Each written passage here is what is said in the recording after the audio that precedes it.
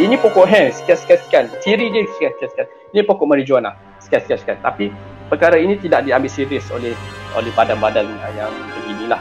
Saya telah dibagi warning. Memang saya optimis lah, benda ni boleh legalize. Cuma mungkin makan masa lah.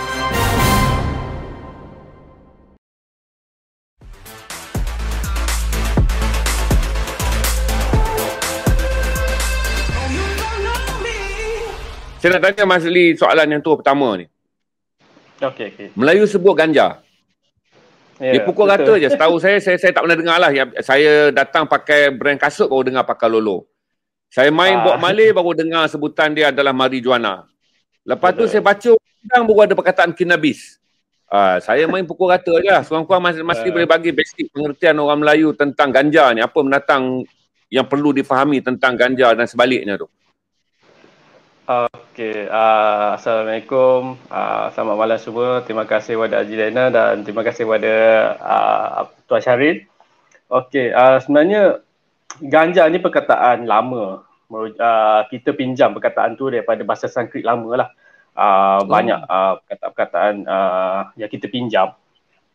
Kalau kita pergi ke luar negara pun, even ke UK, ke US ke, kita sebut ganja pun dia orang faham. I want ganja, dia faham yang ganja tu macam mana. Tapi dari segi masa moden ya, kalau kita rujuk, ganja tu membawa masuk kepada cannabis. Bila kita bincang cannabis, dia mempunyai family yang besar lah. Di bawah cannabis tu pun ada 3 subspesies. Ada 3 spesies, satunya sativa, indica dengan ruderalis. Sativa kebanyakan yang diorang buat lalu apa semua tu kebanyakan dari sativa dengan indica lah. Dan di bawah sativa ada lagi 2 subspesies yang kita kategorikan. Satu subspesiesnya kita panggil hemp. HEMP, hemp. Okey, di bawah subspesies. Dan satu lagi kita panggil sativa spontanea. Okey, sativa spontanea, indica dengan ruderalis inilah yang mereka panggil marijuana sebabnya tinggi THC. Dia tinggi THC, tetrahydrocannabinol dia tinggi. Sativa spontanea, indica dengan ruderalis inilah yang kita panggil marijuana. Yang apa-apa cannabis yang tinggi THC ni kita panggil marijuana. Di bawah sativa tu tadi kan ada 2 pecahan tu. Satu pecahan subspesies itulah yang kita panggil sebagai hemp. Hemp ni dia tidak mendatangkan high. Dia tak ada THC yang terlampau tinggi. Yang ada pun setakat ni kajian saya berkenaan THC-nya hanya 0 hingga 0.14 yang terbarulah. Yang 0.14 tu dihybridkan dekat Australia. Itu kawan saya lah, orang Jepun yang duduk kat Australia. Tapi yang dibenarkan oleh pihak FDA, DEA adalah 0.3 ke bawah. Mana-mana negara yang nak melaksanakan legalisasi tanaman hemp ni mesti merujuk kepada FDA atau DEA lah. 0.3 THC ke bawah. Tapi bila 0.3 ni tak ada apa pun. Even kita makan ke kita asap pun tak ada lah rasa steam pun tak ada pun. Tapi bila kita press ke jadi bentuk minyak ke, THC tu hilang, tak ada. So dia tak ada membawa apa-apa nak high ke nak rekreasi ke apa semua tak ada pun. Jadinya orang salah faham ni ibaratnya dalam satu bakul pakaian tu orang sebut pakaian je. Dalam pakaian tu pun ada baju, ada kasut, ada seluar, ada stokin yang perlu kita asing-asingkan. Tapi bagi orang yang tidak tahu dia cakap itu pakaian je lah. Semua pukul rata je lah. Itu satu bakul je masuk. So kita punya law pun sama juga macam itulah. Kita terlalu general menyebutkan ganja. Bila spesies mana, spesies mana, variety mana, kita tak ada lagi lah yang boleh bahaskan dengan terperinci benda-benda macam tu. Okey, harap faham. Dalam undang-undang Mazli, sekejap Syaril Ya. Saya jadi tak faham. Saya nak minta faham. Orang tua dia tak faham. seperti sekarang ni, kita menggunakan berat, kita tak ada kandungan THC. Maksudnya kalau saya memiliki hemp 200 gram, saya dianggap memiliki ganja. Betul? Saya akan tertakluk di bawah Akta Dadah Membayar 1950. Dia timbang pada berat, dia tak kira THC apa semua kan. Berarti betul. Bagi seorang yang memiliki marijuana ataupun ganja seberat 200 gram dan saya memiliki hemp 200 gram, kami akan dibicarakan dengan cas yang sama. Betul? Ya, betul. Dibicara dengan kes yang sama, tetapi bila masuk mahkamah, dia akan cek pula kandungan kimia yang diserahkan oleh Jabatan Kimia. Kalaulah even hemp tu kita bawa, tapi tak ada THC, tak timbul pun THC tu, maka tak boleh nak sabit pada kes lah. Pasal kes kita Akta Ganja ni dia hanya THC yang menjadi jadual satu dadah berbahaya tu. Bukan CBD. Okey, faham. Maksudnya bila dibicarakan ada klaus jadual satu di mana undang-undang ambil kira laporan kimia. Berarti polis hanya timbang berat, kemudian laporan kimia akan digunakan di mahkamah. Berarti okey, faham saya sekarang. Betul. Okey, saya nak tanya lagi satu, ganja dan marijuana. Apa beza dia pula? Saya tak ubat tangkap tadi. Marijuana you kata dipecahkan kepada 3. Apakah ganja jatuh dalam marijuana ataukah marijuana jatuh bawah ganja ataupun kedua-duanya berbeza? Ni sebab ganja adalah cannabis kan? Ganja dalam bahasa perundangan juga disebut cannabis. Marijuana jatuh bawah apa tu? Okey, marijuana tu dia bahasa yang kita panggil untuk apa-apa cannabis yang mempunyai THC yang tinggi. Tak kisahlah sativa ke indica ke, tak ada masalah. Dia tak kisah. Yang banyak dalam pasaran Malaysia apa, Mazli? Yang mak Malaysia tenang isgut ni. Sativa, indica. Sativa dengan indica lah banyak dia orang guna. Apakah itu sama yang dia orang guna di Amsterdam? Dia orang guna di Jamaica sama tak? Depend kepada apa tujuan. Recreation atau perubatan lah. Kebanyakan dua-dua pun ada perubatan indica atau dengan sativa. Tapi untuk Basri, saya nak tanya pasaran gelap dulu. Saya nak tanya penyalahgunaan dulu. Nanti kita tengok perubatan ni. Supaya geng-geng tenang isgut faham. Okey, pasaran gelap ni dekat Malaysia lah. Tidak berapa jelas variati ataupun jenis mana yang mereka ambil. Sampai-sampai je mampat. So antara indica ke sativa ke tidak diketahui lah. Dan setakat ini pun ada laporan daripada mana-mana orang persoalan yang memang smoker. Dia cakap bila ditanyakan apa rasa yang terbaru yang mampat ni, yang dia dapat ni, dia cakap lebih kepada sakit tekak. So maknanya benda tu mungkin dah dicampur ataupun kita pun tak tahu baka mana yang dia ambil tu. Itu yang menjadi satu masalah dekat sini. Dan lagi satu yang menjadi masalahnya, pasaran gelap ni bila ganja mampat sampai, mereka proseskan untuk jadi minyak untuk medical. Jadi dia tak tahu ni sativa ke, indica ke, ataupun mungkin benda tu dah tercemar semasa sampai kat sini. So nak dijadikan ubat tu, kita tak syorkan menggunakan ganja mampat lah. Better cakap kau grow sendirilah. Kita tahu ada segi racun serangganya macam mana kita guna atau tak, organik ke tak atau organik. Itu baru isunya, baru kita boleh bincang bawa masuk kepada medical punya side lah. Tapi saya tak suggest kita ada NGO yang selalu memberi kesedaran berkenaan hal-hal macam ni. Kita menegaskan kami tidak menyokong mana-mana pihak yang memperjuangkan untuk rekreasi. Kita bukan memperjuangkan rekreasi. Kita tak menyokong benda-benda rekreasi lah. Kalau untuk perubatan, yes. Itu pun ada kriteria-kriteria yang perlu mereka penuhi lah. Yang kita nak bincang masuk ke dalam lebih lagi adalah berkenaan apa tu hemp, macam mana polisi, apa semua, segi ekonomi tu macam mana. Okey, jelas? Jelas, Syaril? Okey bang, selama 10 minit tadi, kita redakan sedikit sebab ada yang baru masuk ni. Baik tuan-tuan dan puan-puan, malam ini kita bersama saudara Mazli Muhammad Wee. Kalau semalam kita bersama dengan Lokman yang betul-betul terlibat dalam memproses ganja yang menjadi minyak dan sebagainya.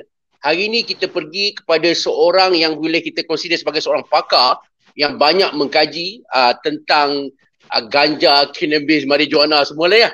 Baik, kepada ramai ada yang tanya ni, siapakah, mungkin ada yang belum kenal ni bang, siapakah insan yang bersama kita ni? Okey, saudara Mazli Muhammad Wi, saya difahamkan sedang membuat tesis sarjana ataupun master dalam bidang polisi pertanian Jepun yang mengkhususkan ham, betul ke? Betul lah. Betul. Okey. Persoalannya sekarang, kenapa saudara Mazli memilih untuk membuat penyelidikan tentang ham yang saya difahamkan sejenis salah satu spesies daripada cannabis ni lah ya. Mungkin kita mulakan dengan itu. Kenapa memilih penyelidikan tentang ini? Silakan. Pertamanya bila tercetus ni idea saya nak buat tesis ni bila saya baca pasal pertanian di Jepun lah. Pasal degree saya Japanese study. So saya punya doktor berkaitan pertanian Japan. So jadi saya ambil buku apa semua, saya baca, saya ternampak satu artikel dalam Jepun lah, dalam bahasa Jepun. Mereka menggunakan perkataan taima. So masa tu saya tak faham taima tu apa. Saya tanya prof apa semua. Dia cakap ganja. Okey, saya pun cari dalam artikel dalam bahasa Jepun dengan bahasa English. Rupanya dia adalah spesies ham dekat Jepun. Tapi ada berapa masalah dari segi polisi dekat Jepun khususnya. Sebabnya Jepun dah tanam ham ni 10,000 tahun lepas lagi. 10,000 tahun lepas mereka jumpa artifak apa semua. Tetapi disebabkan undang-undang pun sana pun pukul rata juga ham dengan marijuana ni dimasukkan satu bakul. Tetapi masih dibenarkan memberi permit untuk sesiapa nak tanam. Situlah minat saya nak kaji pasal ganja ni semakin mendalam aja. Ini hal yang hampir sama dekat Malaysia yang terjadilah. Dan kebetulan saya jumpa Kapten Amiruddin. Masa tu Kapten Amiruddin bercakap berkenaan ham lah. Sekarang Kapten Amiruddin masih lagi dalam pembicaraan lah. Lepas tu saya tanya Prof saya, boleh tak saya nak buat berkenaan polisi pertanian dekat Jepun berkenaan industri ham dekat sana. Dia cakap boleh. Dan saya pun hantar proposal apa semua, lulus. Dan benda tu heboh. Jadi viral. Saya tak tahu macam mana dekat Facebook pun jadi viral apa semua. Dan dari situlah saya dapat hampir setiap hari selepas saya buat tesis saya dapat ugutan dan hinaan dan kutukan lah daripada ramai orang. Ada inbox saya, ada marah-marah saya, ada maki saya sampai yang mereka hina keluarga saya, hina isteri saya apa semua. Dia cakap okey tak apa, aku akan buktikan benda ni aku buat ni benda betul. Cakap bukan kita nak menjahanamkan orang-orang kita. Saya cakap kita itulah saya nekat apa semua, saya translate buku Jepun ke bahasa Melayu apa semua semata-mata untuk gali orang cakap belajar pasal ganja dekat Jepun ni. Itulah yang tercetusnya dekat situlah. So alhamdulillah. Boleh tak kalau boleh tak untuk memudahkan dia bahasa mudah orang Malaysia ni, mungkin apa yang diterangkan tadi agak saintifik, mungkin orang keliru, boleh betulkan saya kalau salah. Okey?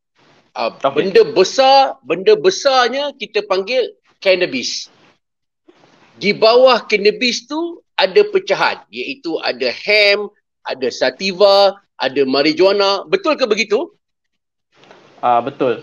Cumanya untuk bila saya terangkan dari segi saintifik, ramai yang tak faham dari segi botanika, dari segi kinder plant, daripada subspecies, daripada spesies, semua ramai yang blur. So saya ambil pendekatan, saya belajar dengan kawan dekat UK apa semua, macam mana saya nak terangkan berkenaan polisi dekat orang Malaysia supaya mereka ni mudah faham. Jadi ideanya dia senang macam ni je lah. Ganja ataupun cannabis tu terbahagi kepada dua je untuk kita faham. Satunya ham untuk industri dan perubatan. Satu lagi marijuana untuk perubatan ataupun untuk perubatan dan rekreasi. So orang awam boleh faham ganja ni terpecah kepada dua je. Mereka tak boleh, mereka susah kalau nak masuk dari segi botanika apa semua. Itu yang kita nak bagi terang kat mereka.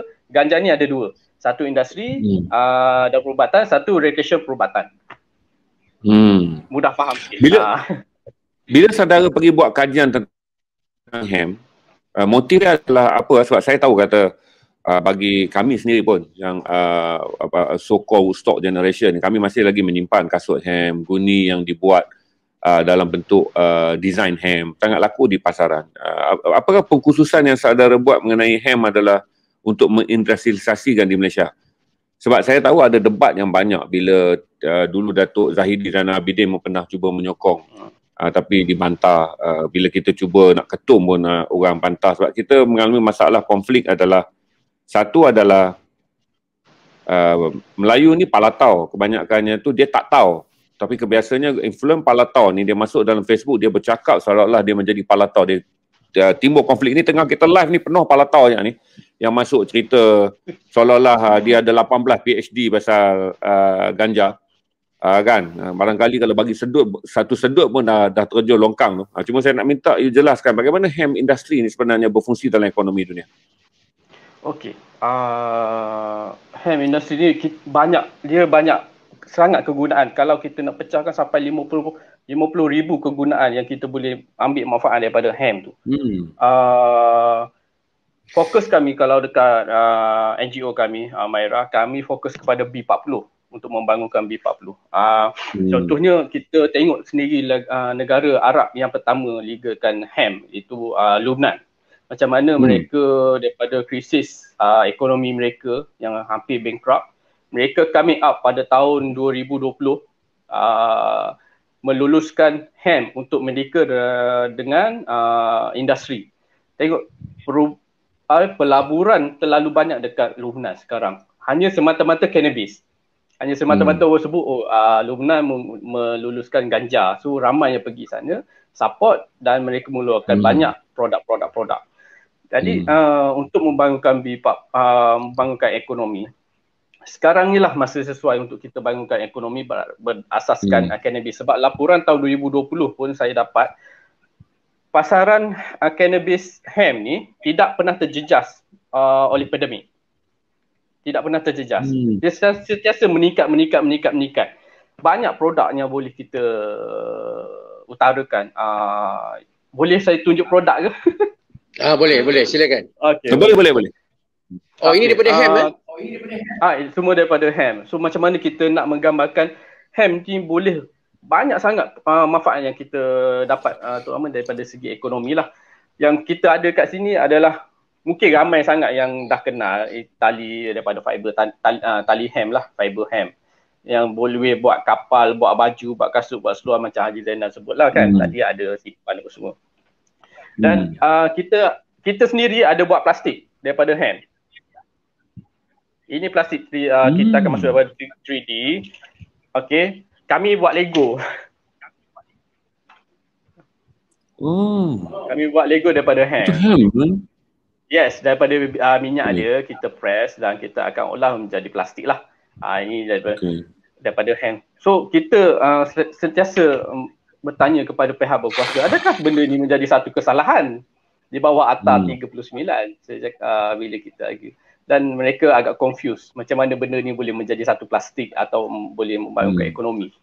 Dan ini adalah yang saya buat sendiri, saya buat kajian sendiri dan saya buat research sendiri. Butter daripada batang ham, brick, ringan, padu, dan kalau legal dekat Malaysia, saya boleh katakan harga dia hanya 10 sen. Sebabnya ham hanya ambil masa 3 bulan, 5 kaki ke 8 kaki dia boleh membesar. Okey. Dan penuaian dia adalah 3 bulan. Tuaian dia adalah 3 bulan.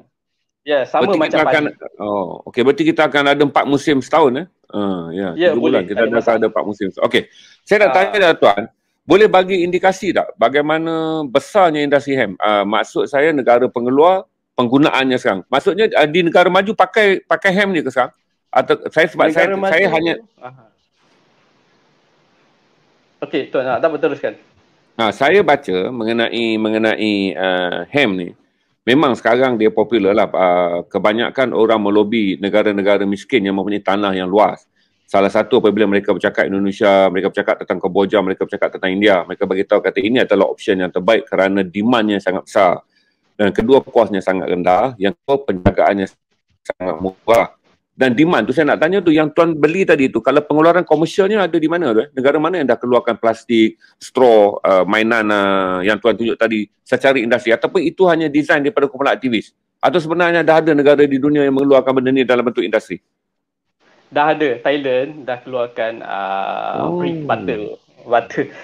Saya ingat lagi masa saya buat benda ni tahun 2018 saya buat brick ni dan saya expose dekat Facebook. Jadi kita ramai network daripada luar-luar negara. Dan Thailand pada masa tu baru legalize. Masih baru. Dan saya tunjuk brick ni dekat Facebook apa semua. Tak sampai dalam masa sebulan mereka telah membangunkan kilang dan telah pun buat rumah daripada hemp dekat sana. Okey. Saya tanya lagi satu dengan Mazli. Ya, boleh. Okey, saya tanya dengan Mazli. Thailand buat sekarang ni secara legal dan it become industry already. Betul? Cara you cakap tadi tu. Betul. You boleh bagi contoh sikit walaupun kita tak ada gambar. You boleh bagi contoh how besar skill industri di Thailand. Sebab saya impress kerana saya fikir kata ini mungkin option untuk B40 dan juga ketika harga getah tak stabil, ketika tanaman serai apa semua tidak membawa pulangan, ketika herb yang kita hasilkan tidak boleh menandingi harga yang walaupun kita tanam bawang yang datang daripada Vietnam jauh lebih murah. Kita tanam cili api, cili padi, cili merah datang daripada Vietnam jauh lebih murah. Barangkali hemp adalah option baik. Boleh saudara detailkan supaya kita nampak idea kata hemp is industri. Bukan lagi tanaman kontan. Ia adalah industri. Okey. Kalau dekat Thailand, yang saya kaji apa semua, mereka lebih kepada mereka menumpu kepada dua ekonomi. Berasas kepada hemp lah. Dua ekonomi yang besar lah. Satunya perubatan berasaskan CBD. Mereka tanam hemp dalam greenhouse apa semua untuk press CBD. CBD ni kita dekat Thailand, polisi Thailand, kita hanya boleh dapat dekat klinik yang diiktiraf oleh kerajaan. Mereka tidak benarkan beli secara online setakat ni. Walaupun ada yang orang jual online sekarang dekat Malaysia. Okey. Untuk perubatan CBD, kebanyakan sekarang negara-negara luar mula beralih ke Thailand sebabnya CBD mereka lebih murah dan akses mereka lebih senang berbanding negara-negara yang dah legal kat sana lah. Lagi satu yang paling besar lah selain CBD lah, mereka sedang mengusahakan buat pembuatan daripada sekolah mereka, sekolah rendah lagi mereka dah didik yang hemp ni satu industri. Mereka dah masuk dalam pendidikan mengatakan cannabis hemp ni adalah satu industri perniagaan. Mereka buat teh, mereka buat sabun, mereka buat straw, mereka buat kain, mereka buat baju. Sekarang banyak didapati dekat Thailand. So perkembangannya sekarang memang sangat positif dekat Thailand sehingga kan kerajaan Thailand terpaksa meletakkan syarat hanya orang Thailand sahaja dibenarkan tanam dan orang-orang asing, pelabur-pelabur luar ni tidak dibenarkan menanam hemp dekat sana. Tetapi mereka still boleh melabur. Sampai macam tu sebabnya mereka nak membangunkan orang Thailand tu sendiri dulu sebelum nak masuk kepada orang luar. Sebab tu kita perlu melihat, tak payah pergi Jepun, kita hanya melihat Thailand macam mana mereka bangunkan orang-orang mereka, orang Thai ni. Sebab tu mereka hanya membenarkan orang Thailand saja yang tanam. Pelabur hanya boleh ambil produk daripada petani situ. Gini saya tanya dekat ni sekali lagi kata hemp ni yang pergi ke perubatan apa pula sebab saudara bagi tahu kandungannya sangat rendah 0.3 hingga 0.14. Saya tak pasti untuk menghasilkan. Jadi hemp saya takut konflik dia apabila kita tanam hemp. Apakah akan timbul penyalahgunaan? Maksudnya saya tanam, saya buat black market pula. Menjadikan depan tu saya jual. Kita bila lesen kepada orang tempatan ni kita faham sangatlah. Kita punya orang ni nanti apakah ada potensi hemp yang sama pula saya jadikan ganja walaupun tadi saudara sebut kadar berdengung dia tu, kadar high dia tu sangat rendah. Okey, setakat ni hemp tak boleh abuse, zero abuse. Kita tak boleh nak abuse. Zero abuse, dia tak ada, even kalau kita hisap 1 kilo pun dia tidak mendatangkan satu high. Tak mendatangkan satu high, tak datang high langsung. Bila makan pun tak rasa high. Cuma je daun dia kita akan daun dengan biji dia kita setakat ni lah industri yang paling besar sekali lah menggunakan untuk makanan ruminan. dedak. Kita mau proses dedak. Kita di Maira, kami di Maira, tim kami menang tempat ketiga dekat Asia menghasilkan makanan ruminan. Maknanya biji dia tu ada protein yang tinggi selain omega 3 dan 9. Lembu cepat gemuk, susu banyak lah. Tu yang kita cuba expose dekat Malaysia macam mana. Bila orang cakap nanti tanah ham, nanti anak muda salah guna, ramai macam tu, nanti orang campur ubat batuk, nanti campur dengan kok dan sekian-sekian. Dan kita berbahas dari segi saintifik, mengatakan ham ni tak ada THC, yang ada variety yang tak ada THC, ada variety yang ada 0.3. Depend kepada government nak yang mana, kita tak ada masalah. Bila jika nanti ada orang campur dengan ubat batuk apa semua, okey, ham tidak memabukkan, tidak ada psikoaktif. Yang memabukkan atau yang buat lalut tu ubat batuk. Yang salahnya adalah ubat batuk lah, bukannya ham. Faham. Kodein dalam ubat batuk yang menyebabkan kita berdengung tu.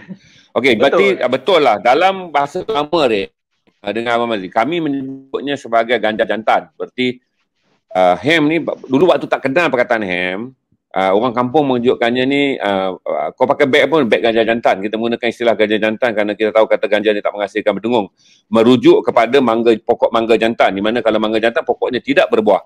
Kita pakai itu betul lah bila saudara jelaskan ham adalah ganja jantan, manipulasi apa pun dia tak boleh berdengung. Dia sama je lah orang pergi ambil daun ceri kering dulu, orang ketagih ganja dulu, dia tak boleh, dia ambil lembu dia balut, dia ambil daun ceri kering dia balut. Tetapi di dalamnya tiada kandungan THC dia panggil Mazli. Istilah hidrokolomina. Ya. Dia tak ada kandungan. Berarti selamat kalau siapa menanam berapa ribu hektar pun selagi dia ada ham, selamat, dia tak boleh dimanipulate dan tidak boleh ditukar kepada ganja. Itulah kita boleh fatwakan begitulah Betul. Ham ni pun ada jantan betina. Okey. Apa beza ham jantan ham betina? Okey, kita panggil keadaan dia monoecious dengan dioecious. Monoecious ni keadaan ada pokok jantan, ada pokok betina lah. Bunga ham dia hampir sama dengan bunga marijuana, tapi dia lebih kecil. Dia hampir sama dekat yang budak-budak diisap apa semua, buat lalut apa semua adalah daripada bunga lah. Tapi setakat ni bunga ham yang betina itu menghasilkan CBD paling banyak sekali lah. Seed ke CBD ke daripada bunga betina lah. Satu lagi keadaan kita panggil dioecious. Dioecious maknanya pokok ham ni dalam satu batang tu ada jantan betina. So mitos mengatakan ham tu adalah pokok jantan marijuana adalah satu kesilapan lah, boleh saya cakap satu kesilapan. Bila saya pergi Jepun, memang ada pokok jantan dengan pokok betina dia yang boleh kita cakap boleh beza lah. Kita tengok daripada segi bunga tu boleh kita tahu okey ni pokok jantan dia, pokok betina dia. Cuma dekat negara kita ni masih lagi tak membeza mana-mana lah, sama je cakap. Saya nak tanya Mazli. Ya. Okey, kita bercakap tentang ham yang saudara Mazli kata kurang kadar dengung dan laluknya tu, yang kurang THC-nya tu.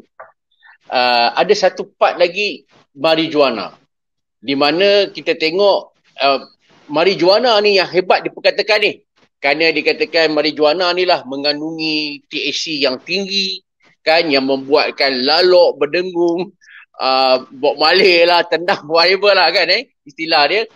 Dia refer pada marijuana, bukan ham. Jadi saya nak tanya saudara Mazli, adakah ini dah macam timbul satu perdebatan tu Haji, sebab ada kelompok yang melihat ham, ada kelompok lagi melihat marijuana ni sebenarnya banyak membantu sebab kandungan THC yang tinggi itulah penting untuk perubatan dan sebagainya. Mungkin saudara Mazli boleh explain sikit kami yang tak tahu apa ni? Betul lah, masa kita gerakkan kesedaran berkenaan ham ni, ramai yang pro marijuana ni attack kami. Mereka bersoal kenapa mereka bersoal kenapa kita hanya memperjualkan ham.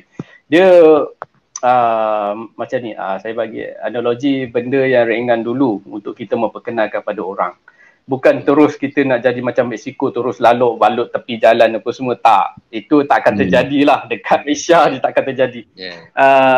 Kalau jadi pun mungkin lah, mungkin kita pun dah tak ada. Nanti mungkin lah. Buat masa sekarang memang tak lah.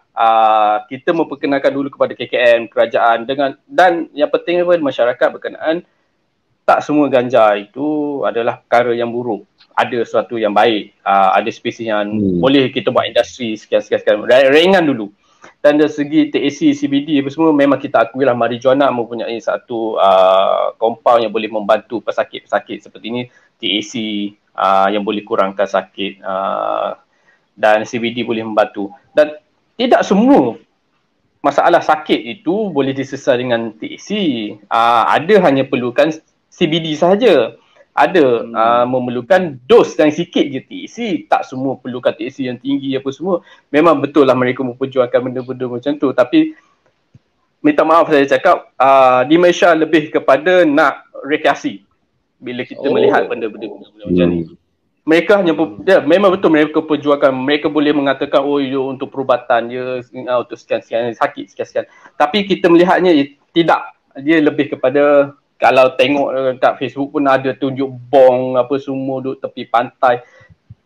Adakah itu satu budaya yang kita nak tunjuk kepada masyarakat kebaikan ganja dengan takkan kita nak tunjuk bong dekat kerajaan. Bila kita nak pergi persidangan apa semua, kita nak minta legal. Okey, kita tunjuk bong. Okey, ni cara hisap dia sekian.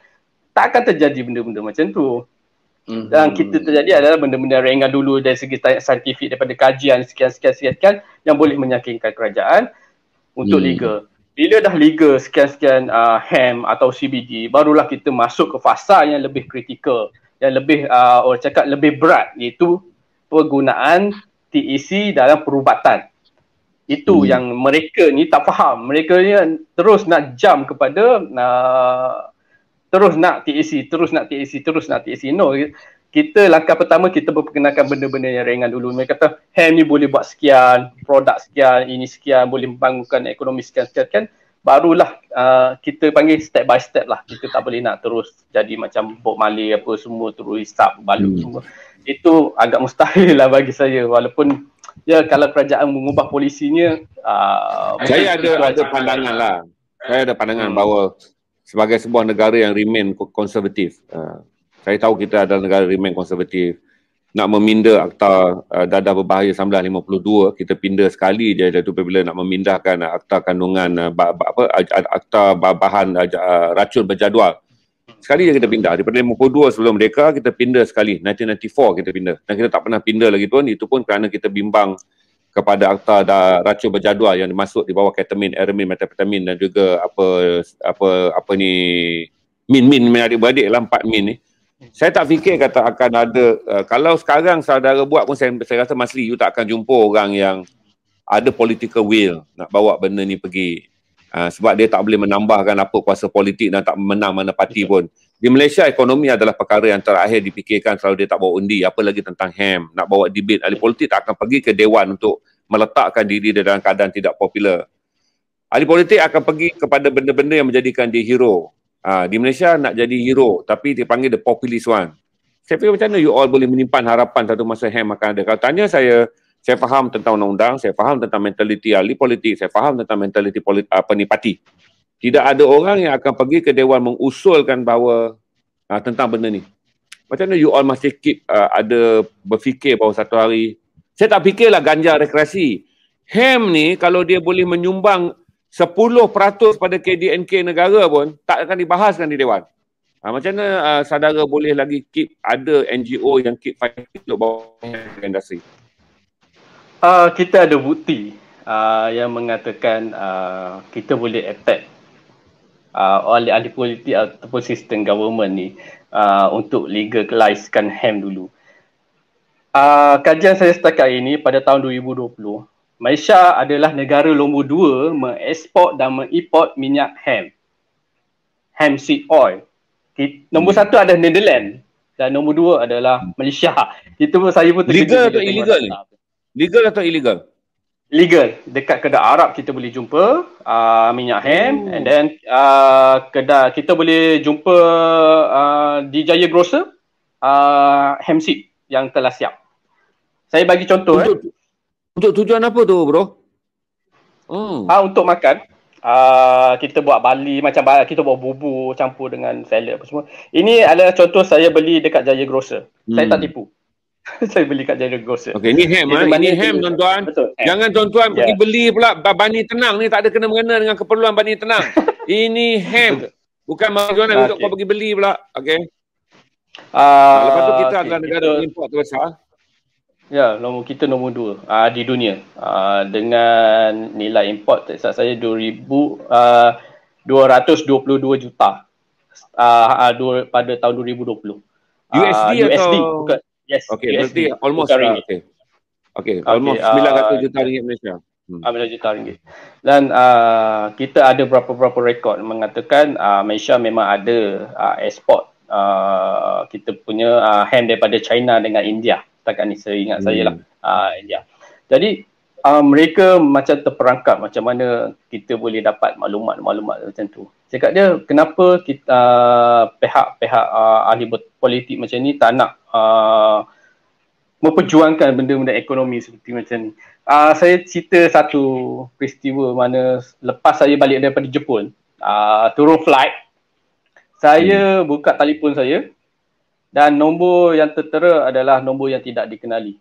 Banyak sangat dalam list, banyak sangat. So kebetulan lepas saya turun flight apa semua, dah siap apa semua, saya nak balik, wife saya dah ambil apa semua, dan saya angkat satu nombor telefon. Ia daripada badan politik, satu badan politik lah yang hubungi saya untuk dapatkan data kajian saya dekat Jepun berkenaan ham pada masa tu. Tapi saya tak bagilah sebabnya saya tahu macam mana perangai-perangai mereka bila dapat data ni. Jadi kita tak bagi. Setakat ni lah. Sampai ke sekarang mereka masih hubungi saya tak bagi. Saya cakap kalau nak kami out dengan polisi di parlimen dan kita akan bahaslah benda ni. Tapi setakat ni mereka tak ada politik, tak ada apa cakap, memberi kata-kata yang positif lah ataupun jawapan yang positif lah. Ya. Tapi kita masih memperjuangkan benda-benda macam ni sehinggalah kami dapat peguam dan kami out dengan peguam. Setakat ni lah kita bekerjasama dengan peguam kami untuk legalize ni, dan saya antara orang yang bertanggungjawab merangka polisi ham dekat Malaysia. Dan saya tengah merangka sekarang polisi ham dekat Malaysia, dan kita akan bahaskan perkara ini dengan ada satu badan yang bersetuju mendengar polisi kami dan akan ke parlimen lah jika sudah siap saya punya rangka-rangka polisi tu. So kami berharap kita boleh lah. Baik, saya nak tanya Mazli. Okey, kita pun dengar semalam bagaimana saudara Luqman dia ekstrak minyak daripada so-called ganja untuk dijadikan perubatan. Okey, dan saya percaya bukan Luqman seorang saja yang buat benda ni. Ramai di luar sana yang sama ada untuk komersial ataupun untuk nak membantu orang mendakwa bahawa mereka menjual minyak ganja untuk tujuan perubatan.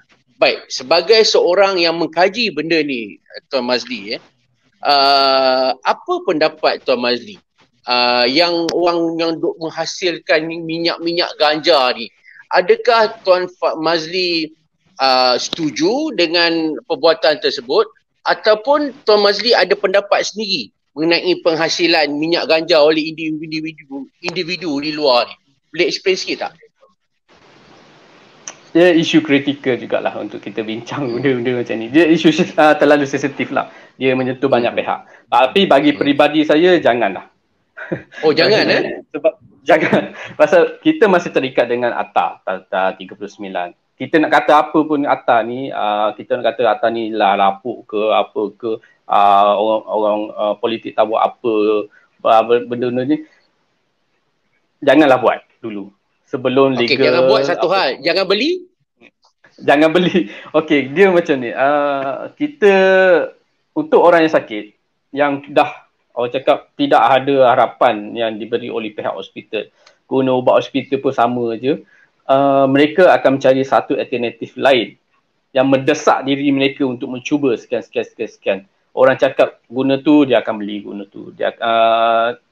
Orang cakap guna rumput pun, dia akan guna juga rumput tu. Sama juga dengan kes ni, dia masa desperate dah terdesak untuk sehat. So mereka terpaksa juga membeli. Bagi saya nak guna boleh, tak ada masalah. Nak beli ke tak ada masalah. Tapi janganlah terlalu menunjuk mengatakan kita guna minyak ganja sekian. Kita takut jadinya benda lain. Benda yang tidak diingini, contohnya kena tangkap ke apa semua, memiliki apa semua, itu dah menjadi satu masalah lain. Kalau nak guna, walaupun saya tidaklah menyokong membeli apa semua, sebabnya kita tak tahu cara mereka buat minyak tu macam mana. Adakah cara mereka masak tu dengan elok, dengan selamat, atau tidak dicampur dengan bahan lain? Itu menjadi isu. Kita takut minyak itu dicampur dengan benda-benda yang lain yang boleh memudaratkan kita. Orang yang menjual, dia boleh mendakwa macam-macam. Okey untuk sembuh ni lah, macam tu lah, macam ni. And the end, kita tak tahu apa sebenarnya mereka masukkan dalam minyak tu. Jadi kalau boleh fikir 2 kali, 3 kali untuk gunakan minyak ganja, orang cakap black market ni. Kalau boleh lah, kalau ada duit, kalau sepadan buka, pergilah Thailand apa semua, pergilah dia punya klinik apa semua, kita orang luar boleh dapat akses, tak ada masalah. Cuma untuk minyak masuk ke sini, saya tak jamin kita kena ditahan atau tak. Kalau lepas, alhamdulillah lah. Ya. Ada satu fakta menarik yang saudara Mazli bagi tahu tadi. Di saat kita ni dilihat keras dalam menentang dadah, ganja dan sebagainya ni, saudara Mazli mendedahkan kita rupanya antara pengimport yang besar. Seperti bahan seed, bahan apa tu. Itu yang saya tak dapat nak brain tu Abang Nal. Mungkin sebelum Abang Nal pergi dengan soalan Abang Nal, mungkin kita boleh dengar sikit daripada saudara Mazli ni macam mana dia boleh kata kita rupanya antara pengimport yang besar. Sedangkan kita ni negara yang sangat keras ni menentang ni. Silakan Cik Mazli. Okey, dia mungkin dari segi penguatkuasaan. Sebabnya minyak itu masuk daripada China ataupun India, mereka tidak declare sebagai minyak cannabis. Ataupun dia tak declare. Mereka hanya letak sebagai minyak hemp.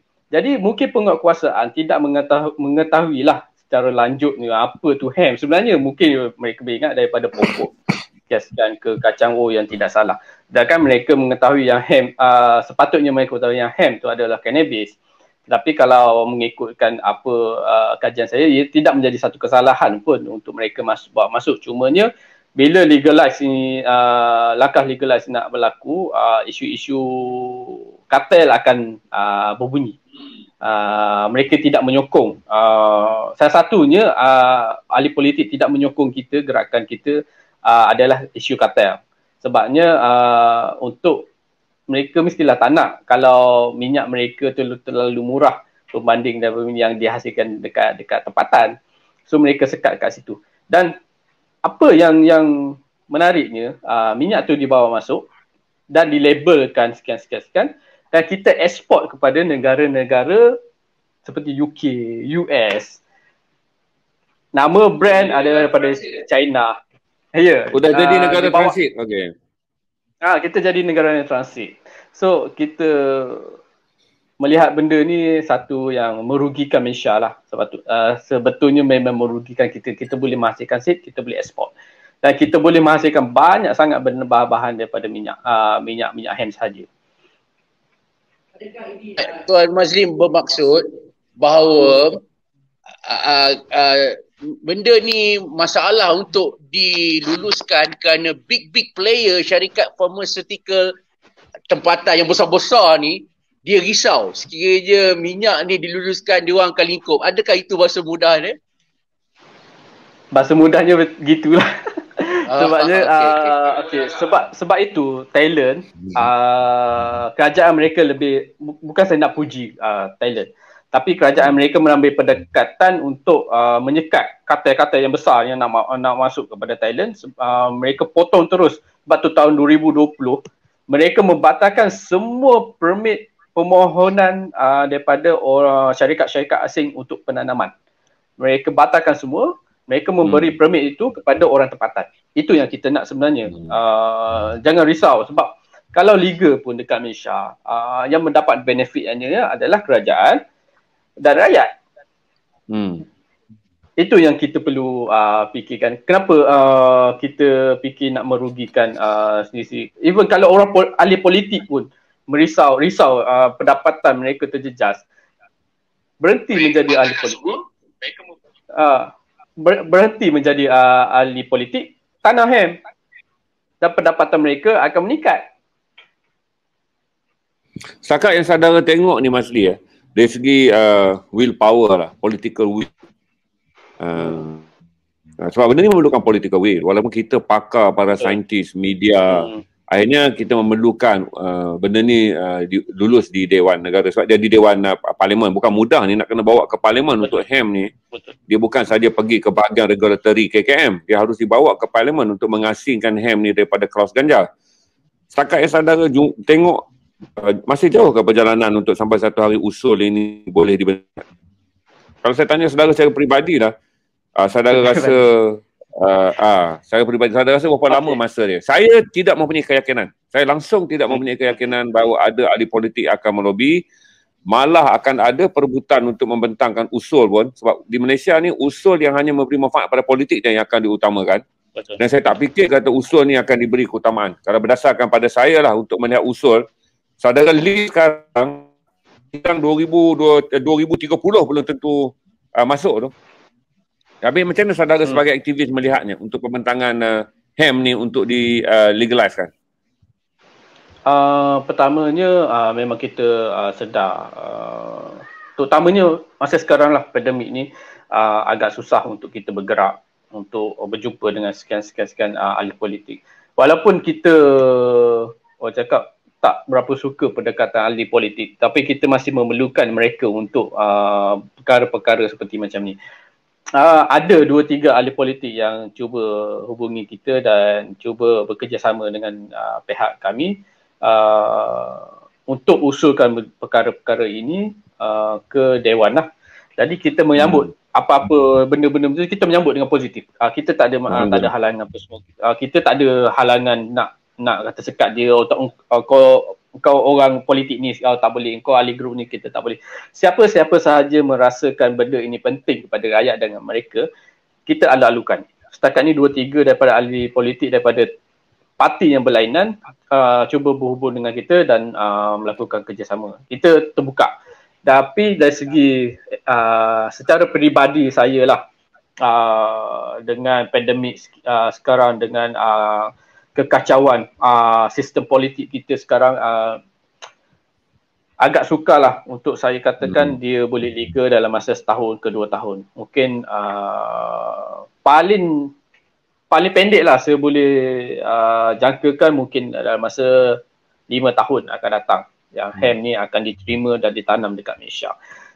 Sebenarnya dia berkaitan juga dengan badan-badan kementerian yang terlibat. Namanya saya sebut terus KKM, KDN dengan Jabatan Pertanian Malaysia. Sepatutnya ketiga-tiga kementerian ini duduk dan berbincang berkenaan industri HEM. Sebabnya mereka sudah pun ada maklumat berkenaan HEM. Saya sendiri dijemput oleh Jabatan Pertanian Malaysia 2 kali untuk bentang semata-mata untuk HEM. Tapi kita tidak melihat, kita tidak menaruh harapan yang terlalu tinggi disebabkan bila masa saya bentang itu zaman PH. Lepas tu PH jatuh dan diambil oleh PN, saya kena bentang sekali lagi dekat mereka. So saya rasa itu satu yang merugikan masa saya lah. Tetapi kita masih mengharapkan mereka, pegawai-pegawai di jabatan-jabatan ni lah yang mendesak kementerian untuk melihat benda ni sebagai satu keperluan. Sebabnya mereka yang mempunyai ibadah buat authority, sepatutnya bukan ahli politik yang mempunyai ibadah yang ada kuasa authority. Pegawai-pegawai, ketua pengarah apa semua yang sepatutnya push menteri itu bentang untuk melihat industri ini sebagai satu yang besar untuk manfaat kepada semua. sepatutnya begitu. Ada Banal. Baik, sebelum kita pergi lebih lanjut pada mereka yang baru mengikuti kita sekarang ini bersama dengan saudara Mazli Muhammad Wi yang pengkaji yang juga penyelidik tesis sarjana tentang penggunaan HEM ini. Baik Mazli, saya nak sentuh sikit kes yang viral baru-baru ini, iaitu mengenai Dr. Ganja yang kini sedang berhadapan dengan tuduhan yang berat yang mungkin akan jatuh bawah 39B. Dr. Ganja memaklumkan dia membuat ubat berdasarkan HEM. Ini yang bila kita sebut pasal HEM ni. Tapi nampaknya dia berhadapan dengan undang-undang yang sangat menakutkan itu. Itu dalam soal Dr. Ganja ni macam mana pula? Sebab Saudara Mazli bagi tahu kita bincang ni pasal HEM. Tapi dah ada bukti dah bahawa HEM memang tak lepas ni. Dr. Ganja ni dia kata dia buat melalui HEM lah. Jom sana. Betul. Saya sentiasa berhubung dengan anak Kapten Amiruddin, Dr. Ganja. Kapten Amiruddin, ya. Kapten Amiruddin. Untuk update berkenaan ayah ni, kesihatan ayah dia, daddy macam mana, daddy macam mana hari ini, okey tak, atau bicaraan-bicaraan yang akan datang macam mana.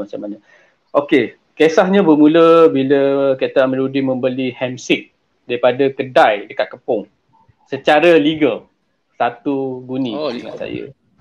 Ya, legal. Secara legal, ada resit. Ada resit. Okey, yang menjadi masalahnya apabila berlakunya penyebaran biji benih itu tumbuh di rumahnya. Kita kena faham yang hemp ni dengan marijuana adalah berbeza dari segi penanaman. Biji hemp kalau kita campak tepi parit pun dia akan tumbuh dengan mudah, dia akan tumbuh. Kalau marijuana, ia perlukan satu perkhususan penanaman, mempunyai lightning, kena bela dalam bilik, kena ada greenhouse yang cantik, sekian-sekian, ada sistem fertigasi, sekian. Yang hemp ni bila tumbuh di tepi rumah dia ada satu isu, mengatakan dia menanam hemp di bawah atas lah, akan jatuh bawah atas lah sebabnya dah ada bukti yang pokok tu tumbuh dekat rumah dia. So saya pun susah juga nak komen secara lebih, tapi setakat ini saya menyebelahi Kapten Amiruddin sebabnya memang seed yang dibeli itu secara legal dan ianya seed hemp, bukannya seed marijuana. Beza seed hemp dengan marijuana ni ada segi harga. Kita kena faham kat situ. Harga untuk hemp ni terlalu murah. Dalam 50 kilo mungkin boleh dapat dalam RM120. Kita dapat. Dan boleh dibeli di Malaysia? Ya, dia beli. Dia beli. Marijuana 5 biji, seingat saya lah, 5 biji marijuana tu berharga dalam 100 ke 200 ringgit. Ada yang jual sampai $300 bergantung kepada variati.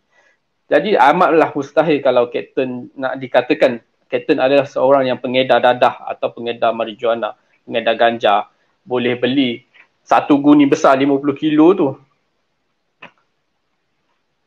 So kita Mazli, apa ini kah berbalik macam saya kata tadi lah, disebabkan di bawah jadual Akta Dadah Berbahaya 1952 tu hemp diklasifikasikan sebagai ganja. Tapi kata awak tadi pula jadual 1 laporan kimia akan boleh menyelamatkan dengan mengatakan kandungan TNC di dalam hemp adalah rendah. Apakah ini akan berulang lagi dalam kes Kapten Jamaluddin? Kalau kita tidak buat satu solusi berkenaan hal ni, mereka akan berulang benda. Sebabnya kita masih menggunakan satu kaedah yang bagi saya agak lapuk lah, kita menggunakan berat. Dekat luar negara, mereka dah guna berapa persen yang ada dalam cecair tersebut. Berapa persen THC yang ada. Itu yang akan menjatuhkan hukuman. Bukannya sekadar berat-berat sekian-sekian. 200 gram. Betul. Setakat ni yang menjadi satu masalah, kita tak ada teknologi yang boleh detect secara betul-betul berapa peratus THC yang ada dalam cecair, berapa peratus CBD yang ada dalam cecair. Kita tak ada lagi setakat ni. Itu yang menjadi satu masalah dekat kita punya sistem kimia. Bila kita tanya pun apa tu CBD, apa tu mungkin THC mereka kenal, apa tu CBD, apa tu minyak hemp, apa tu minyak hemp tu daripada mana, diperah daripada mana, seketikanya mereka tak tahu macam mana rupanya, macam mana bunganya. Bila kita argue macam mana penghasilan THC, penghasilan CBD. Mereka tak ada jawapan yang boleh meyakinkan kita lah, saya boleh cakap macam tu. Pernah Cik Mazli dan rakan-rakan bercakap dengan pihak polis dan bahagian pendakwa raya untuk memberi kefahaman mengenai kemungkinan kita akan gantung orang yang sebenarnya tidak berbahaya pada negara selagi kita menggunakan tafsiran lapuk berasaskan kepada berat tetapi bukan kandungan likuidnya? Pernah ada dialog dengan pihak polis dan pihak pendakwa raya supaya memahami dalam konsep perundangan bahawa kita mungkin gantung orang pada ukuran berat menjadi satu penganiayaan kerana sebenarnya yang berbahaya adalah TNC-nya. Saya nak saya betul terang ke macam mana? Okey, saya terus terang. Ini ada satu majlis kita diskusi untuk kebaikan. Saya pernah ke narkotik. Saya rasa dah banyak kali juga, mungkin 2-3 kali saya kena ke bahagian narkotik. Untuk satunya saya interview seorang pegawai perundangan berkenaan polisi-polisi dengan perundangan Atta Ganja ni. Saya menanyakan Atta Ganja ni sebenarnya datang daripada mana? Daripada siapa sebenarnya kita ambil Atta Ganja ni? Dan macam mana ia dibahaskan? So jawapannya tidak memuaskan lah. Dia bagi tahu dia tak tahu. So saya cakap macam mana tuan boleh tak tahu? Sedangkan Atta tu sudah ada dalam pihak narkotik. Saya cakap Atta 39 tu. Sedangkan tuan adalah pegawai perundangan. Dan saya bagi tahu pegawai. Saya terang saya bagi tahu pegawai tu, okey macam ni. Dia pun kena saya student master yang buat kajian sekian-sekian berkenaan polisi dan perundangan, berkenaan ganja sekian-sekian untuk di-compare dengan perundangan Jepun dengan polisi Jepun dengan Malaysia. Saya bagi cadangan kat dia kalau pihak polis atau pihak narkotik sendiri tidak memahami berkenaan ganja ni apa, hemp ni apa, marijuana ni apa, cannabinoid, CBD ni apa, tetrahydrocannabinol ni macam mana, pihak tuan boleh mengalu-alukan saya untuk bagi kita bagi penerangan lah, ada kelas ke apa semua. Saya cakap percuma. Jangan bayar saya, cuma saya nak bagi penjelasan yang ganja ni tidak semua sekian-sekian yang kita fikirkan selama ni, saya cakap. Tapi saya ditolak lah, tawaran saya ditolak oleh pegawai tersebut. Dia cakap tak apalah, mungkin pegawai lain boleh saya next time boleh slow talk lah, saya cakap. Tapi setakat ni pegawai tu telah menolak saya, dan segala rekod audio saya terpaksa padam lah. Semuanya saya terpaksa padam dengan perbualan pegawai tersebut. Dan oleh kerana viralnya satu keping gambar bersama dia, saya telah dibagi warning oleh pihak narkotik untuk tidak menyiarkan mana-mana artikel berkenaan ganja, artikel ataupun Atta 30 Atta tahun 1952 Atta 52 ni dalam thesis saya. Kalau tak, mereka akan report pada supervisor saya untuk ambil tindakan lah. Saya agak kecewa lah masa tu. Dan saya cakap tak apalah, kalau macam tu saya hanya buat fokus kepada Jepun, perundangan dan polisi Jepun sajalah. So kami tidak masuk campur lah dengan saya cakap saya tak akan masuk campur lagi dengan urusan-urusan Atta ni. Tapi memikirkan perlunya seseorang yang bercakap benar berkenaan hal-hal macam ni, terutamanya kita tak nak jadi kes seperti Kapten Amiruddin lagi. Kita telah menangkap orang, boleh dikatakan satu penganiayaan yang tidak sepatutnya lah. Kita tahu ia hemp, tapi kenapa ia masih ditangkap? Kenapa masih dibicara? Itu yang kita tak nak lagi. Sebabnya saya pernah bagi penerangan berkenaan beza hemp dengan marijuana, macam mana dari segi pokok, macam mana dari segi morfologi pokok, macam mana anatomi pokok pun saya bagi macam mana. Ini pokok hemp sekian-sekian, ciri dia sekian-sekian. Ini pokok marijuana sekian-sekian. Tapi perkara ini tidak diambil serius oleh badan-badan yang beginilah.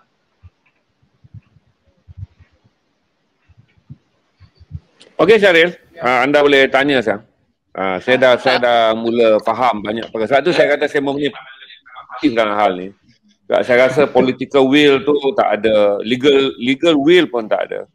Jadi saya fikir kata, sebab tu saya bayang kepada saudara jauh untuk membayangkan hemp menjadi industri. jauh untuk membayangkan bagaimana ganja boleh jadikan ganja perubatan. Walaupun ganja rekreasi adalah satu yang paling jauh untuk kita bincangkan.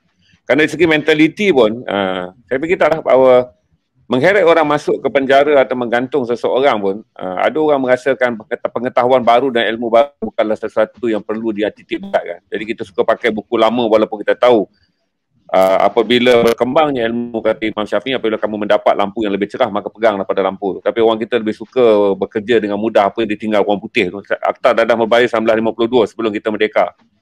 Hari ini dah meraihkan kemerdekaan yang keberapa, tak kalah rakyat Malaysia tak boleh mempengaruhi sesuatu dengan menggambarkan bahawa mereka telah mempunyai pengetahuan daripada meneruskan saki-baki undang-undang yang ditinggalkan oleh penjajah. Sebab tu saya kata tadi bila saudara bercerita dan malam ni kita diskusi pun, saya masih percaya bahawa selain daripada political will pun di peringkat penjawat awam kaki tangan kerajaan perundangan apa semua, saya rasa kesedarannya sangat rendah. So agak sukarlah bagi orang seperti saudara dan tenang is good untuk move forward. Kerana saya fikir kata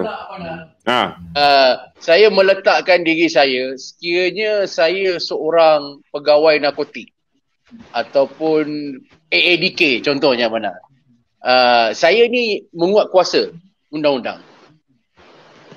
Berbalik pada benda yang Tuan Haji sebut tadi, di penghujungnya tadi adalah political will yang benda yang akan dibincangkan di parlimen. So kalau parlimen dah meluluskan akta itu, tak banyak orang yang di bahagian penguatkuasaan, contohnya narkotik ke ADK ke, dapat berbuat sesuatu kan, sebab undang-undang dah diperuntukkan di situ. Dalam hal ni saya setuju juga dengan saudara Mazli bahawa kesedaran di kalangan lawmaker ni pun penting. Tapi itulah macam kita dengar Mazli cakap tadi, bila Mazli explain, diorang seperti tak nak dengar ataupun malas fikir. Longgokkan semua ganja tu jadi satu kan, dah tak peduli dah benda tu untuk lalok ke, benda tu untuk ubat ke, benda tu. Akhirnya setiap hari kita berhadapan dengan kes-kes seperti mana yang terjadi pada Lokman, seperti yang mana yang terjadi kepada Dr. Ganja ni sebagainya. Sebab perbincangan ni dianggap terlalu tabu. Bila dengar ganja jangan bincang. Kalau dengar ganja, report polis. Kan? Bila nampak orang macam Mazli ni, kita report polis. Dia ni cuba nak mempromosikan ganja dan sebagainya. Saya nak tahu, Mazli, boleh tak cerita perjuangan Mazli dan juga rakan-rakan untuk legalize hemp ni setelah melihat kebaikan dia apa semua. Perjuangan tu kalau saya letak 1 hingga 10. 1 paling relax, 10 paling teruk. Perjuangan Mazli tu dekat mana? Saya boleh katakan 7 lah.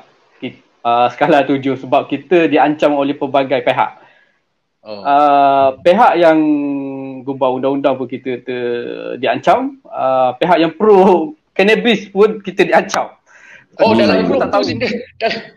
Dalam grup tu sendiri. Okey. Sebabnya mereka menganggap saya ni dan grup kami sebagai orang yang akan monopoli pasaran hemp. Yang pro cannabis, pro hemp, pro merajawan. Ya, kita ni nak monopoli. Mentang-mentang kau dah buat master sekian-sekian, ada ilmu sekian-sekian, kau nak monopoli pasaran. Memang saya dituduh seperti macam tu. Bila berbaik dengan mereka semua, saya dituduh mata-mata polis. Bila berbaik dengan pihak anggota, mereka mengatakan saya ni pusher. Saya pun jadi macam lantak kau lah, kau nak fikir apa kan. Kita memperjuangkan benda ni sebabnya kita ada data, kita ada maklumat saintifik semua sekian. Jadi saya pernah diugut untuk buang saya sebagai student Universiti Malaya pada tahun 2018 oleh seorang doktor perubatan. Saya tak sebutlah sebab masa tu grup mereka aktif serang orang yang berlainan dia punya mazhab.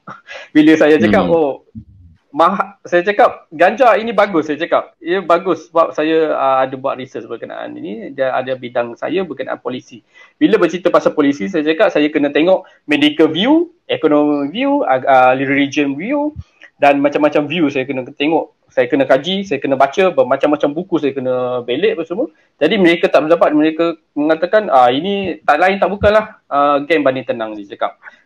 Ni nak hembus je cakap. Cakap benar, kita bincang berkenaan satu spesies cannabis yang memberi ataupun nilai compound untuk medical purpose. Doktor boleh kaji sekian. Sehingga kan ada yang inbox saya maki Mak Hamun, isteri saya yang tengah mengandung masa tu. Saya cakap tak apalah.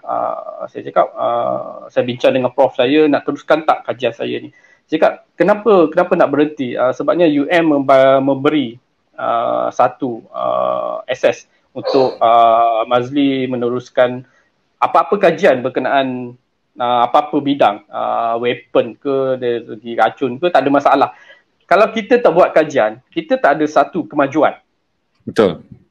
Itu yang kita perlukan. Bila ada ilmu macam ni, semua orang jadi macam rupanya selama ni kita salah anggap dengan ganja, perkataan ganja sekian. Sehinggalah sekarang yang doktor dulu tu yang menghina saya apa semua, ada 2-3 orang buat U-turn. Tanya macam mana nak dapatkan CBD, macam mana nak proses CBD apa semua. Kita terbuka. Saya tak ada masalah dengan mereka. Saya pun maafkan mereka apa semua. Saya bagi pendapat saya. Kalau nak betul benda ni, kena buat kajian. Sebab doktor adalah doktor yang boleh memberi explain yang lagi cakap detail berkenaan perubatan THC ke CBD ke, ia lebih solid untuk didengar oleh mana-mana pihak. Kalau saya bercakap berkenaan medical, ramai yang akan kecam lah medical kan. Itu kita punya mentality lah. Jadi dari segi perjuangan macam-macam kita kenalah, sehingga kan ada kawan kami yang dibaling dalam kereta, ganja mampat 2 kilo dalam kereta. Sampai ke tahap tu yang kita ada. Saya sendiri pun berdepan dengan urutan yang boleh dikatakan membawa saya kepada satu tahap yang sangat depression. Sehingga kan saya tak sentuh komputer, laptop saya selama hampir 2 minggu. Memikirkan hal-hal macam ni. Dan alhamdulillah lah, bila saya buat bab 1, bab 2, bab 3, saya pergi Jepun, kerajaan Jepun mula pandang dan mereka mula bagi sponsorship. Masa saya kat Jepun hampir 70%. Masa tu JATIM, Japanese Chamber Trade Industry in Malaysia lah. Mereka bagi duit mereka, okey awak buat research apa semua, tak apa guna duit kami. Buat research sampai ke tahap itulah mereka bantu, dan alhamdulillah setakat hari ni pun dah buat 5 apa semua. Saya rasa lega sikit lah. Kalau ancaman datang banyak apa semua, alhamdulillah lah. Orang cakap boleh tepis lah, tak ada masalah nak tepis lah. Orang cakap ni saya boleh cakap sekian-sekian mengenai fakta. Jika orang nak cakap hemp ni boleh abuse, kami out dengan data. Ini Jepun dah 10,000 tahun lepas lagi tanah hemp. Setakat ni tak ada rekod mengatakan mereka ni abuse. Tak ada rekod dari segi perundangan mereka mengatakan boleh guna hemp ni untuk buat lalup, buat sekian-sekian. Tak ada. Memang tak ada langsung. So kita boleh menutup mulut orang dengan ilmu yang betul lah. Itulah yang saya buat sekarang. Okey, ini saya sekali lagi saya nak balik pada, saya tertarik dengan soalan bila Mazli bagi tahu dalam kelompok istilah kelompok cannabis tu sendiri pun mengecam antara satu sama lain. Geng-geng hemp tak bersetuju dengan geng-geng marijuana, geng-geng marijuana tak setuju dengan geng hemp. Saya rasa ini pun satu masalah juga ni. Kita nak bincang dengan lawmaker, kita nak bincang dengan apa semua yang besar, tapi dalam komuniti itu sendiri pun nampaknya wah, susah ni. Saya nak tanya Mazli, secara jujur, saudara pengguna ganja? Saya guna hemp. Saya tak guna marijuana lah. Saya banyak guna hemp. Maknanya saudara tidak guna marijuana untuk recreational, tapi saudara memang menggunakan hemp untuk tujuan perubatan. Ya, betul. Perubatan untuk apa ni orang cakap, macam contohnya kita pakai seharian. Saya rokok pun saya tak hisap. Rokok pun tak hisap. Ini kan jualan lagi kan. Okey. Contohnya saya gunakan produk-produk hemp ni secara daily, secara hari-harian. Contohnya macam saya gunalah, macam facial mask selalu saya guna lah. Facial mask ni yang ada CBD apa semua kan. Bagus. Dia bagus untuk muka kita, kulit kita kan. So saya pakai. Sabun hemp saya pakai setiap hari saya pakai kan. Okey. Dan saya bagi dekat anak saya. Mungkin orang akan terkejut, kau bagi ganja kat anak kau. Ya, saya akan bagi minyak hemp. Minyak daripada biji hemp lah. Yang saya beli daripada UK. Saya beli.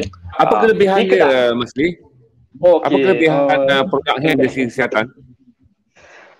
Kalau minyak biji kalau dia hemp masuk ke dalam tubuh. Minyak biji hemp ni dia ada omega 3 dan 9 lah. Bagus untuk kita punya jantung, kita punya otak apa semua kan. Jadi saya bagi anak saya pun makan. Okey. Jadi saya bertanya kepada pegawai-pegawai yang berkaitan, terutamanya silah narkotik, dan pegawai KKM sendiri saya tanya, adakah salah saya guna benda ni? Saya cakap, takkan nak tangkap saya semata-mata saya guna sabun untuk saya basuh badan, takkan nak tangkap saya juga kan. Saya guna sabun, saya bukan hisap, saya bukan buat lalok, benda yang tak boleh buat lalok. Mas Lee, secara perundangan semua benda ni boleh diimport dan dijual di negara kita? Tengok kepada surat dia, pada kedai mana lah. Setakat ni di kedai Arab Mahas tak silap saya ada jual minyak hemp. Memang ada banyak minyak hemp dekat sana. Apakah dia ada pengimport? Saya tak faham. Apakah dia mempunyai pengimport dan dijual sebagai barangan berjadual? Saya tak faham. Kalau dia maksudnya siapa saja boleh jual secara undang-undang. Okey. Anda memiliki barang yang tak salah dari segi undang-undang lah. Dan dia kalau kedai Arab ataupun yang kedai Arab kebanyakan import daripada Turki. Minyak hemp. Minyak daripada Turki, dan saya ni ambil daripada UK. So cakap takkanlah benda minyak macam ni menjadi satu kesalahan sebab menyimpan, mengguna ganja tu kan. So mereka macam contoh pegawai KKM, mereka tak boleh nak jawab. So saya tanya, macam mana tak boleh nak jawab? Dia sebabnya sepatutnya ini adalah bidang pihak kementerian kaji mengenai hal-hal macam ni. Takkan kita nak meletakkan bila satu yang saya agak bukan marah, terkilan lah bila saya call MPRA farmasi, dia mengatakan CBD ini adalah dadah. Dia meletakkan CBD adalah dadah. Mengatakan pegawai tersebutlah mengatakan CBD ini adalah dadah. So saya argue, mana data yang mengatakan CBD ini adalah dadah? Setakat ni WHO ke DEA ke FDA pun mengatakan CBD ini food supplement yang boleh digunakan oleh siapa-siapa saja, even haiwan pun boleh pakai. Yang macam Lokman bagi tahu semalam, ada rawatan menggunakan CBD pada haiwan, untuk haiwan kan semua. Jadi kat mana report mengatakan CBD ni adalah dadah. Dan dadah itu sendiri, saya cakap bahan kimia mesti ada kriteria-kriteria yang mengatakan dia adalah dadah. Dadah halusinasi, kayal, ketagihan, apa semua yang mengatakan betul dia adalah dadah. Dan dia cakap tak ada perkara tu dalam MPRA. Dan saya tanya, ada tak kajian di Malaysia mengatakan CBD ini adalah dadah? Kajian di Malaysia. Dia cakap tak ada. So saya cakap, macam mana you all boleh letak benda tu sebagai dadah? Dia diam lah. Dia cakap tak apalah, saya nak tahu yang tu je. So kita melihat sendiri, dari pegawai pun tak ada ilmu hal-hal macam ni, tapi mereka lebih kepada memandai-mandai atau menganggap-anggap benda ni semua barang daripada cannabis, daripada ganja tu dadah lah. Mereka dah tak nak fikir. Mas Lee, kita nak ambil satu soalan daripada pembaca ni. Dia kata dari tadi saudara Mazli duk cerita pakai sabun hemp lah, bagi anak ubat seed hemp lah, apalah semua. Benda ni kalau urin kantoi tak? Bahasa dia lah. Kalau pakai CBD ni, hemp ni, kalau urin positif tak? Dia nak tahu. Yang urin positif adalah THC sahaja. CBD tidak ada positif. tidak ada sangkut urin lah orang cakap. Dia bukan bersifat psikoaktif. Dia tak ada. Kita minum, tak adalah orang nak minum seliter kan, tapi istilahnya kalau minum seliter pun tak sangkut urin lah. Tak risaulah nak pakai apa semua. Cumanya CBD ini adalah perbincangan yang paling berat lah. Dari produk hemp ni ada perbincangan yang paling berat bersama KKM dengan MPRA. Dia perbincangan yang berat. Kalau saya cerita pasal krim. Mereka boleh terima lagi krim yang ada CBD apa semua. Mereka boleh terima lagi. Tapi bila kita cerita cecair yang pure CBD yang drop masuk ke dalam kita punya lidah, mereka jadi blank. Mereka tak boleh nak menerima 100%. Mereka mengata benda tu boleh lah beli dekat Malaysia ke, import beli daripada luar ke apa semua. Mereka jadi, saya tak tahu apa dalam pemikiran mereka tu macam mana. Tapi bila kita cerita pasal facial mask yang ada CBD, mereka boleh terima. Itu yang jadi satu kepelikan lah bagi saya. Tapi jangan risaulah, tak sangkut urin kalau CBD. Okay, padahal rasanya kita dah 1 jam suku bersiaran ke udara dengan saudara Mazli Muhammad Wee, seorang penuntut Universiti Malaya, sediakan menyiapkan tesis mengenai polisi hemp di negara Jepun. Baik, mungkin Manal, saya ada satu soalan terakhir. Mungkin Abang Manal boleh tanya pula lepas ni. Mazli melihat membuat tesis tentang kerajaan Jepun yang menghalalkan hemp. Mazli melihat dengan mata kepala sendiri bagaimana hemp adalah satu industri yang sangat bagus untuk ekonomi, satu. Yang kedua untuk kesihatan. Jadi Mazli melihat inilah masanya untuk kerajaan, sudahlah mengkaji ni tak habis-habis lagi. Kena execute juga, kena panggil semua, kena buat keputusan dengan cepat. Saya nak tanya satu saja. Rakyat Malaysia ni ramai yang confused antara hemp dan juga marijuana. Semua yang mengatakan benda yang bersangkutan dengan ganja adalah lalok untuk rekreasi dan sebagainya. Dengan mindset kita yang sebegini, mindset yang kita ada di kalangan lawmaker, mindset di kalangan mereka yang dalam membuat keputusan ni, adakah Mazli yakin ataupun optimis suatu hari nanti hemp adalah benda yang legalized di Malaysia? Silakan. Okey, memang saya optimis lah benda ni boleh legalize. Cuma mungkin makan masa lah untuk kita bagi faham.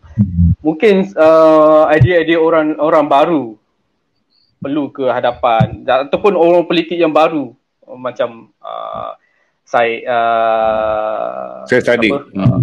Saya tadi. Yang lebih kepada Jamaluddin. Yes, betul. Yang lebih kepada pemikiran lebih terbuka. Setakat ni ahli politik kita semua yang kita sepatutnya dah bersara lah. Dari segi politik pun dah bersara. Sepatutnya bersara, dan kita ada freshman yang sepatutnya membawa idea yang lebih elok atau yang lebih menjamin kepada kita punya ekonomi, rakyat apa semua, tanpa kita melukakan mana-mana pihak lah. Tapi kita optimis yang benda ni akan legalize. Mungkin macam saya bagi tahu, mungkin bukan tahun ni, atau mungkin bukan tahun depan pun, mungkin 5 tahun lagi lah kita akan legalize hemp. Cuma saya memang berharap badan-badan kementerian semua ni yang berkaitan KKM, KDN, Menteri Pertanian duduk satu meja dengan kami, ataupun narkotik boleh join sekali. Doktor-doktor pun boleh join sekali, duduk satu meja semua, kita bincang, kita bahas apa-apa soalan yang boleh tanya, ragu apa-apa yang ragu sangat kat hati tu, cakap kan, luahkan. Kita boleh bagi explain sekian mengatakan hemp ni bagus, tak ada masalah abuse. Kenapa kita perlu takut dengan benda-benda macam ni? Kenapa kita masih tertutup 50 tahun kita punya law masih lagi macam tu? Patutnya kita dah semak balik semua atak-atak lapuk berkenaan hal-hal macam ni. Buat frasa atau klausa baru mengatakan hemp ni boleh boleh ditanam. Ada satu lesen kepada siapa-siapa yang nak tanam apa sekian. Sepatutnya macam tu. Yang kita dan kita mengharapkan masa depan pun macam tu. Ya. Saya bersetuju dengan pandangan Mas Lee untuk tak tengok tentang apa, tapi saya tengok kata ini adalah industri baru bagi membantu ekonomi kontan kita. Kita tak boleh lagi kita dah tahu kata Thailand dan juga Lebanon membuat reformasi pertanian dengan penghasilan hem. Saya melihat dari segi ekonominya kerana itu asas dia, dan kita dah tahu dah kata hem dengan pengawalan sedikit sahaja kemauan kerajaan dia dah boleh jadi industri sebab dia tahu tak boleh nak di-convert dan tak boleh nak tipu untuk ditukar kepada ganja, kepada benda yang mengkhayalkan. Itu asas dia untuk membolehkan. Tapi saya fikir kalau asas ekonomi pun political will tak ada, saya fikir nak pergi pada perubatan lagi pemalas lah ahli-ahli politik ni nak menggembelin tenaga. Sebab kita daripada dulu pun kita undi ahli-ahli politik yang sebenarnya kecenderungan mereka adalah tentang kuasa, bukan merubah ataupun mereformasi negara. Itu cabaran besar saya rasa saudara akan alami. Tadi saya termenung memikirkan betapa besarnya peluang yang ada. Bagaimana Jepun menggunakan kajian saudara. Saya fahamlah, jadi salah satu yang menjadikan Jepun dan Australia sentiasa superb adalah kerana penghormatan mereka kepada orang yang boleh menyumbang pada negara tanpa mengira kewarganegaraan. Tapi itulah saya kata, kalau Thailand dah boleh menjadikan masyarakat miskin mereka menyertai ekonomi yang dianggap paling berkembang dan paling tinggi demand dia di dunia. Saya tak fikir kenapa kita masih lagi nak terperangkap dalam keadaan macam sekarang. Tapi nampak sukar tu saudara dah bercakap pada penjawat awam dan kebanyakannya kelihatan blur dan kelihatan tidak mempunyai kemahuan pun untuk meraihkan apa yang dunia sedang raihkan secara ekonomi dan secara perubatan. Agak susah lah pada saya. Itu saja komen saya, Rik.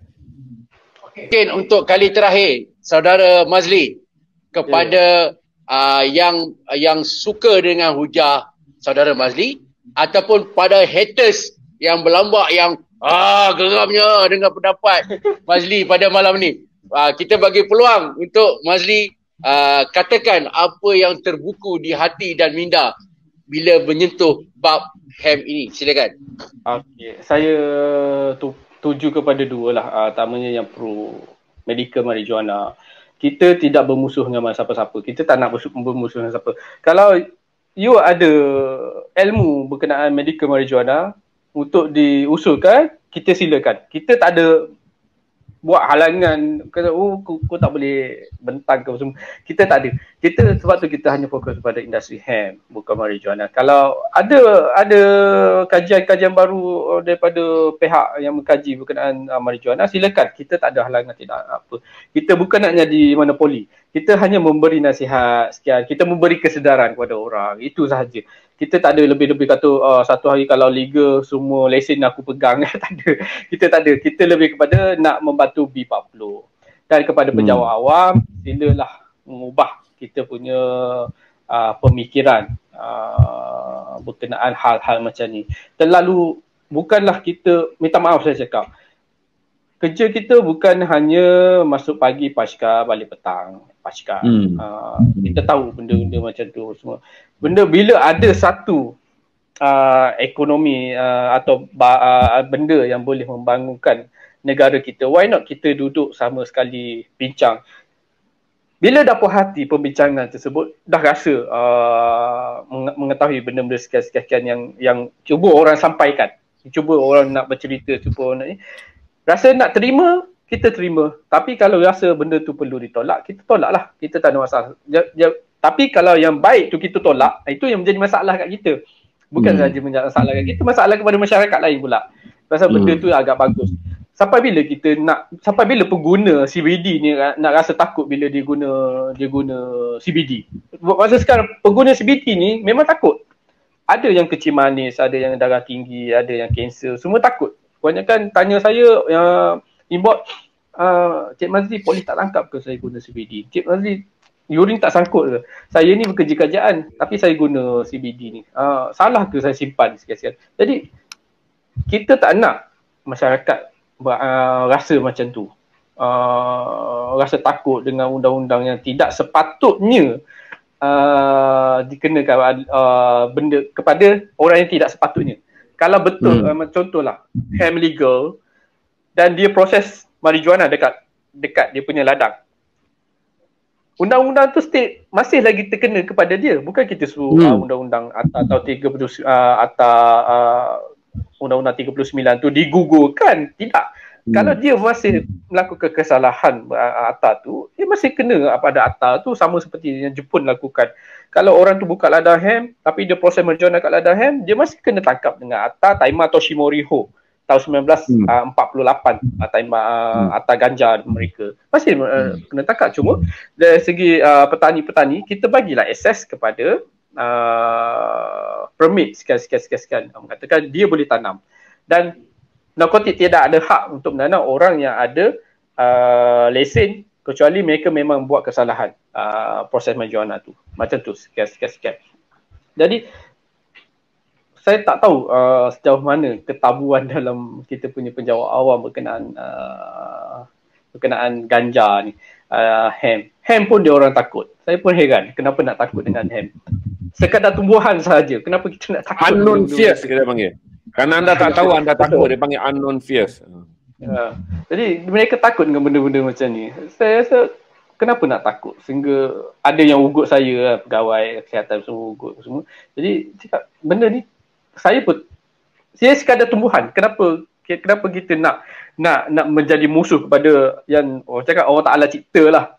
Sebab tu kita kaji sekian-sekian apa kebaikan dia sekian-sekian. Bukan kita menolak 100% cakap dia. Kita kena menerima bila ada satu ilmu yang baru cara terbuka.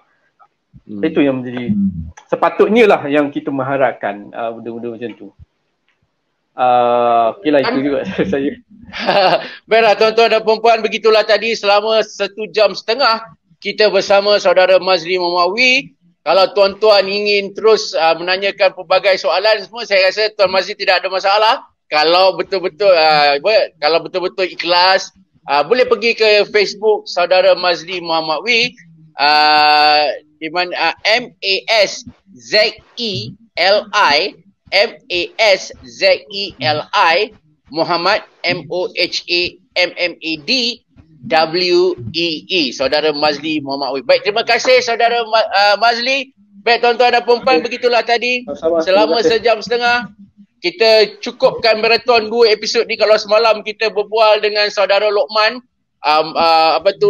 pemuda yang memang ditangkap dan dijatuhkan hukuman kerana mengekstrak minyak ganja, dan hari ini kita bersama dengan orang yang betul-betul mengkaji tentang kebaikan hemp untuk pelbagai tujuan.